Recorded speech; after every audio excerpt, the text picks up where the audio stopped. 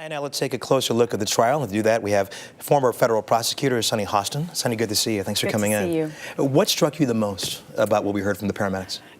Conrad Murray's behavior after they arrived there. I mean, it's sort of, prosecutors want to show consciousness of guilt. They want to show that he didn't act the way normal doctors would act in a situation like this. So rather than attending his patient, he's grabbing drug vials. That is very unusual, and the prosecution wants the jurors to infer, well, he knew he had done something wrong. Something is just not right. That really is damaging evidence for him. I was going to say, the defense, of course, has not put on its case yet. I mean, if you're the defense, when it is your turn up the bat, what do? You've got to address it. You've got to explain that behavior. Certainly, a lot of people are saying, well, now Conrad Murray has to take the stand. That's very risky. I don't know that he's going to take a stand, but I always like to remind people, trials are marathons, not sprints. We're in the first week here. This is a very, very good defense team.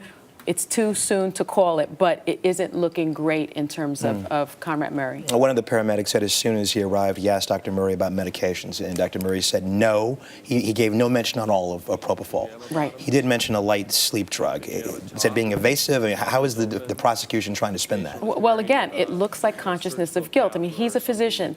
If you're giving your patient something that your patient is supposed to have, why not tell the EMTs, the people that are there to help you and to help your patient, the truth? Well, he didn't mention propofol. He didn't mention a lot of the drugs that were in Michael Jackson's system. Again, consciousness of guilt, and that's what the prosecution wants to show. This is a doctor that wasn't behaving as a doctor. He was way beyond the standard of care, way beyond what a normal doctor in the same circumstance would do. The prosecution's case also is relying on this timeline of when Michael Jackson died, when was he declared dead, that kind of stuff. Yeah. What did we learn from that 911 tape that we heard? You know, I think the timeline is so crucial. And what we learned was 911 was called about 12:20. We also know that around 11:49, he placed a call to a patient, 11:51, a call to a girlfriend, and then the call drops. So between 11:51 and 12:20, 911 wasn't called. That, again, is who does that? Who doesn't call 911? A reasonable doctor would have called. A doctor deviating from the standard of care would not. We're talking about 30 minutes, and the EMTs testified that when they got there, they thought Michael Jackson was already dead. Cool skin, eyes open, mouth agape, hands, palms, facing up.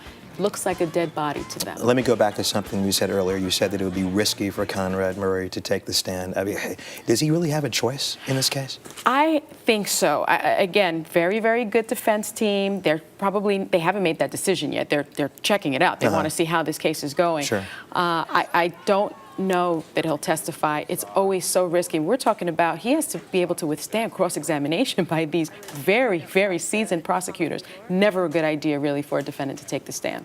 Okay, Sunny Hostin, you'll be watching. We'll be talking to you. We thank you so much for coming in today.